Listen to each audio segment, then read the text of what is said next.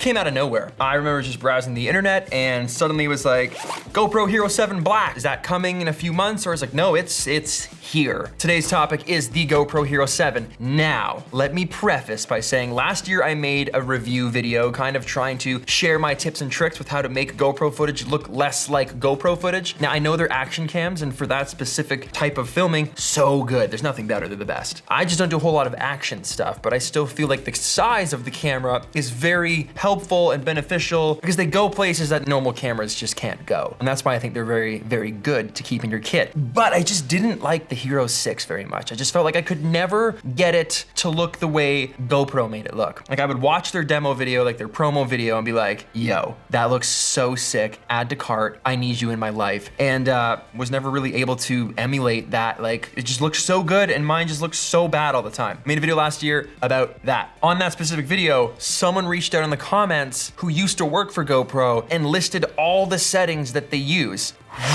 right here. So take a look at the screen.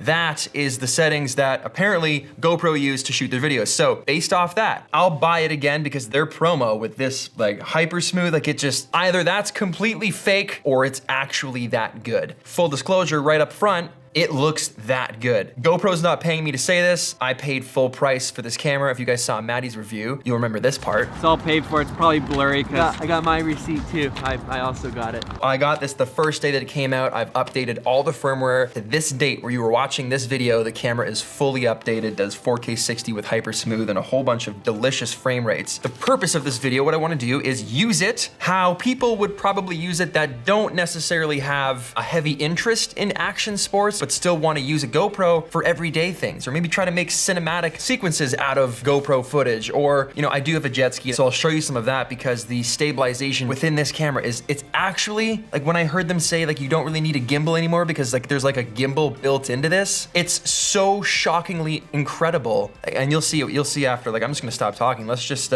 here's some clips of us having fun for the first couple days with the Hero 7.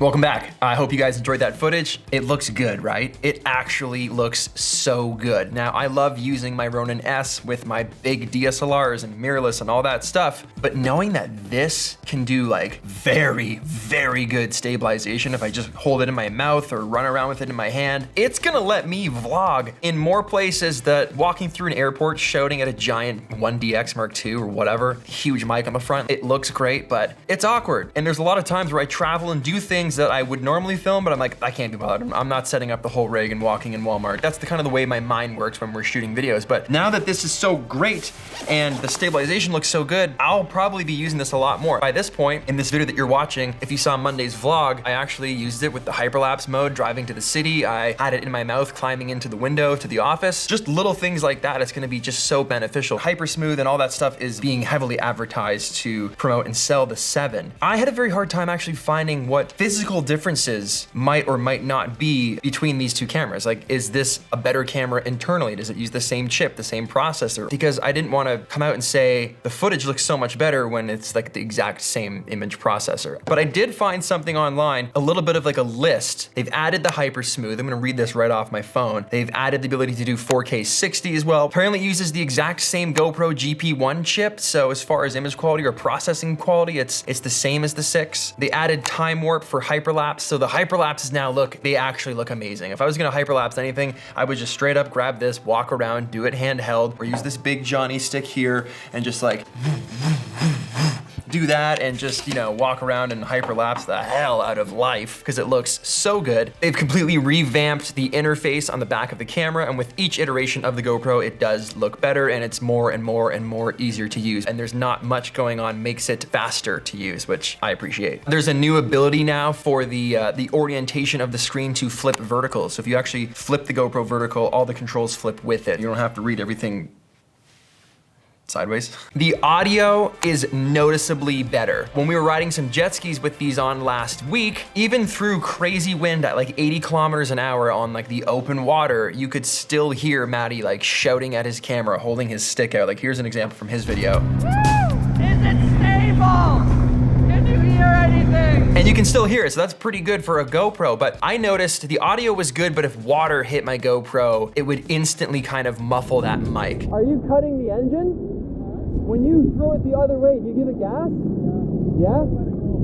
You give it gas. So if you were thinking about using this to vlog, maybe if you were walking around with it and there was no elements actually like beating down on it, it would probably sound great because the audio is considerably better. Just based off the fact that the audio is better, the hyperlapse modes and time-lapse modes are awesome. The hyper smooth stuff is now with 4K 60 and 24p, and it just works so well with those updated settings and everything I just listed. It's definitely worth the upgrade, and I am so far starting to actually enjoy using the GoPro. I came into this thinking like, oh man, I'm gonna make another video about how much I dislike this camera. You guys know I have not liked GoPros for as long as I've been using them. They've just been hard to use and they just have never looked good. The one thing I will say is like I noticed this still suffers in low light. Like if you're shooting indoors at night with artificial light or it's really dark outside, it's just not gonna look good. It's really grainy, so that's where like your DSLR or your mirrorless will just crush this. That makes it a bit hard for vlogging because you're not always vlogging in perfect light. So if it's not like really nice and sunny out or overcast, or you have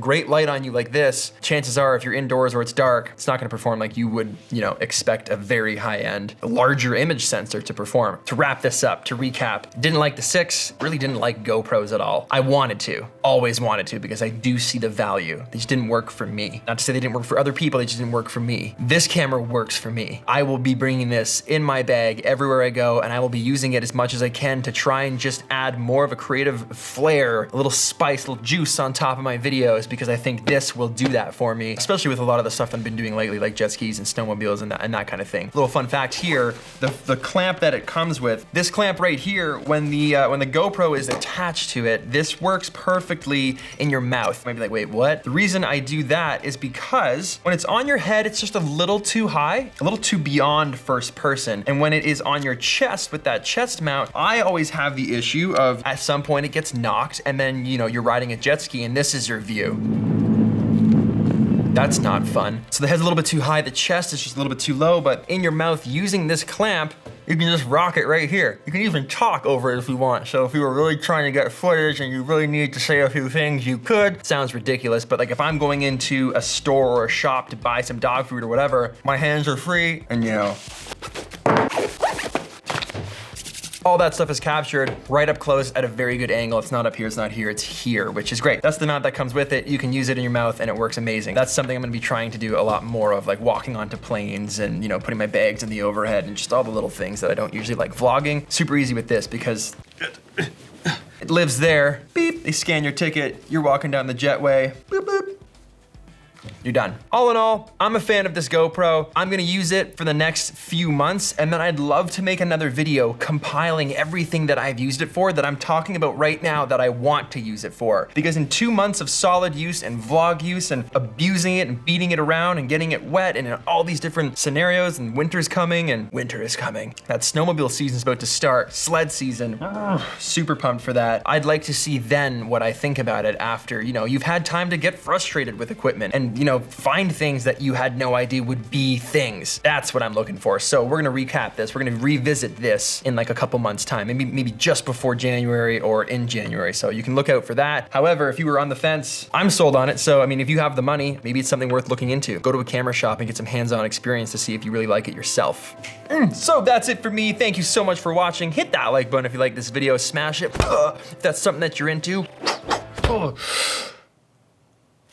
You just click it too if you wanted. You don't have to. You could just, whatever. Thank you for watching. Subscribe if you aren't already. And I will see you next week. Bye. Hang on a second. I'll do it this way.